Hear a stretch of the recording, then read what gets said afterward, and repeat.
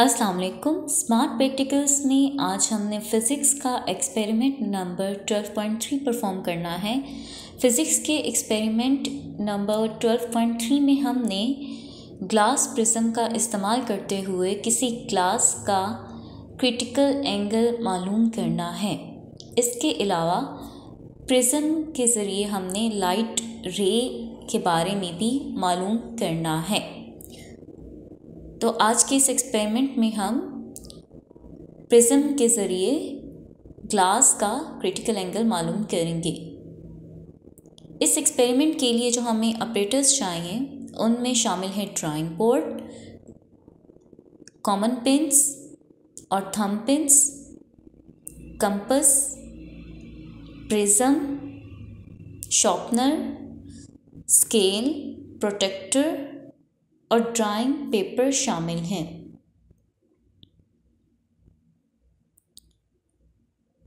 Drawing paper को thumb pins की मदद से ड्राइंग बोर्ड पर फिक्स करना है। प्रिज्म को इस तरह ड्राइंग पेपर के दरमियान रखना है कि प्रिज्म की बेस आपसे दूर हो और प्रिज्म का एज आपकी तरफ हो। पेंसिल की मदद से हम इस प्रिज्म की बाउंड्री लाइन एहतियात से ड्रॉ करेंगे। बाउंड्री मार्क करते हुए आपने प्रिज्म को अच्छी तरह पकड़ के रखना है ताकि प्रिज्म हिले ना। हमने प्रिज्म की मदद से इसकी बाउंड्री ड्रॉ कर ली है। अब हम इस प्रिज्म बाउंड्री के पॉइंट्स को नाम देते हैं। फर्स्ट कर लें, ये पॉइंट ए है, ये बी और ये सी है। अब हमने ए बी साइड पर मिड पर एक कॉमन पिन लगानी है। कॉमन पिन बिल्कुल सीधी लगानी है। प्रिज्म को दोबारा इस तरह से रखना है कि कॉमन पिन इसकी बाउंड्री को टच करे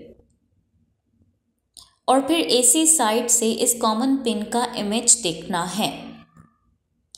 एसी साइड से आपने इस कॉमन पिन को देखना है और एसी साइड की जिस जगह पे इस कॉमन पिन का इमेज गायब होना शुरू हो जाए यानी डिसअपीयर हो जाएगा, आपने एक और कॉमन पिन उस जगह फिक्स कर देनी है। दो कॉमन पिन्स को एसी साइड पर इस जगह फिक्स करना है जहां इमेज गायब हो जाए और इन दो कॉमन पिन्स के दरमियान कम से कम फासला 5 सेंटीमीटर होना चाहिए। एसी साइड पर दो कॉमन पिन्स इस जगह लगाई हैं कि ए बी साइड पर लगाई हुई कॉमन पिन का इमेज जहां गायब हो रहा है और इन दोनों कॉमन पिन्स के दरमियान फासला कम से कम 5 सेंटीमीटर है। अब प्रिज्म को हटा देना है और पहली पिन जहां लगाई थी इसे पी का नाम देना है। इस वाली पिन को हमने आर का नाम दे दिया और इस पिन को क्यू का नाम दे दिया। अब क्यू और आर पॉइंट को आपस में स्केल की मदद से मिलाना है और इस लाइन को एसी साइड तक बढ़ा देनी है। अब कंपास को पॉइंट P पर रखकर BC साइड पर एक आर्क लगानी है और परपेंडिकुलर यानी 90 डिग्री का एंगल ड्रॉ करना है। 90 डिग्री का एंगल कैसे ड्रॉ करेंगे? ये आर्क लगाई, फिर कंपास की टिप को यहाँ पर रखा और एक और आर्क लगाई, फिर कंपास की टिप को इस दूसरे पॉइंट पर रखकर एक और आर्क लगाई और जहाँ पे इन दोनों आर्क ने इंटरसेक्ट किया, एक दूसरे को काटा है, ये टच किया है, इस इंटरसेक्शन पॉइंट को हमने पॉइंट P के साथ मिला देना है स्केल की मदद से। BC साइड पर इस परपेंडिकुलर ने जहाँ पर टच किया इस पॉइंट को L का नाम दे देना है। अब हम PL जितना डिस्टेंस लेना है और इतना डिस्टेंस से कंपास को खोलना है और इतना ही फासला यानी डिस्टेंस LD का होना चाहिए। ये दोनों डिस्टेंस यानी PL और LD आपस में बराबर होने चाहिए। अब हम पॉइंट D को AC सरफेस पर जो पॉइंट S था इससे मिलाएंगे। हमने D पॉइंट को S पॉइंट के साथ मिलाया। DS लाइन ने BC लाइन को जिस पॉइंट पर कट किया इसको हम M का नाम देंगे। अब पॉइंट P को हम पॉइंट M के साथ मिलाएंगे। अब असल में रे का पाथ ये था PMSQR। ये असल में लाइट रे का पाथ था। अब पॉइंट M पर प्रोटेक्टर की मदद से 90 का एंगल ड्रॉ करना है। 90 का एंगल ड्रॉ करने के लिए ये प्रोटेक्टर के पॉइंट ऑफ इंटरसेक्शन को M पॉइंट पर रखना है और इस प्रोटेक्टर की बेस को प्रिज्म की बेस यानी BC लाइन के साथ कोइंसाइड होना चाहिए। अब हम 90 डिग्री का एंगल ड्रॉ करेंगे। एक पॉइंट हमने यहाँ पर लगाया और दूसरा पॉइंट यहाँ पर लगाया। अब इन दोनों पॉइंट्स को हम आपस में स्केल की मदद से मिला देंगे। ये M पॉइंट पर परपेंडिकुलर हो जाएगा। अब हमारा क्रिटिकल एंगल दरअसल PMS का हाफ होगा। PMS का हाफ क्या है? एंगल PMN यानी ये इंसिडेंट रे थी और ये नॉर्मल लाइन है। इन दोनों के दरमियान जो एंगल होगा इसको हम क्रिटिकल एंगल कहेंगे। PMN angle is called critical angle. Students, हमने क्रिटिकल एंगल देखा वो PMS एंगल का हाफ है और एंगल PMS का हाफ PMN एंगल है। इसको प्रोटेक्टर की मदद से मालूम करना है।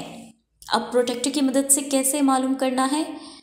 प्रोटेक्टर के पॉइंट ऑफ इंटरसेक्शन को M पॉइंट पर रखना है, प्रोटेक्टर की बेस को नॉर्मल लाइन पर रखना है और फिर एंगल जब मेजर किया मैंने तो वो 40 डिग्री आ रहा है। क्रिटिकल एंगल की मदद से अगर हम रिफ्रैक्टिव इंडेक्स मालूम करना चाहते हैं तो इसके लिए फार्मूला इस्तेमाल होता है n is equal to 1/sin of angle of critical. तो 1/sin 40 आएगा क्योंकि क्रिटिकल एंगल 40 डिग्री है। तो जब इसे सॉल्व किया तो आंसर हमारे पास 1.5 आया जो कि रिफ्रैक्टिव इंडेक्स है। क्रिटिकल एंगल से क्या मुराद है? PM एक इंसिडेंट रे थी। ये इंसिडेंट रे जब पॉइंट M पर आई ये रे बिल्कुल प्रिज्म की बाउंड्री के पैरेलल हो गई। हमने इस पॉइंट M पर जब नॉर्मल लाइन बनाई, ये नॉर्मल लाइन और ये रिफ्रैक्टेड रे थी। अब रिफ्रैक्टेड रे चूँकि बाउंड्री के बिल्कुल पैरेलल हो गई है तो इन दोनों के दरमियान जो एंगल बना वो 90 डिग्री का है।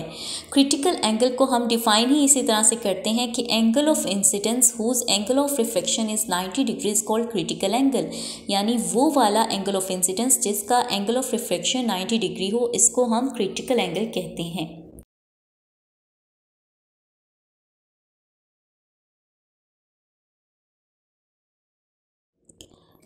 आपने देखा कि एंगल ऑफ PMS हमारे पास 80 डिग्री था और इसका हाफ क्रिटिकल एंगल होता है।